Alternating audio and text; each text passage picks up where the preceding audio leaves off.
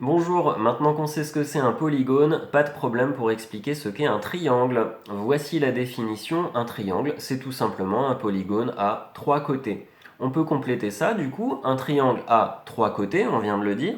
Il a combien de sommets? Évidemment, pour avoir trois côtés, il faut aussi qu'il ait trois sommets. Et il a combien de diagonales? Ça, c'est peut-être un petit peu moins facile.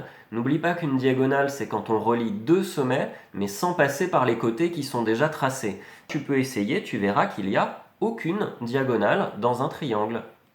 On va passer à un petit exemple. Voici un triangle. Comment il s'appelle celui-là? Ce triangle s'appelle RST. Parce que je prends un point et je tourne autour. Il s'appelle également RTS, il s'appelle également STR, etc., etc. Bref, il y a 6 façons différentes de nommer ce même triangle. Mais c'est pas ça qui m'intéresse ici. J'aimerais bien qu'on donne un nouveau vocabulaire. Par exemple, regarde ce côté qui est ici. Ce côté, il touche R et T. R et T sont les extrémités de ce segment. Il y a un sommet qui se trouve en face qui s'appelle S et qui ne touche pas ce côté.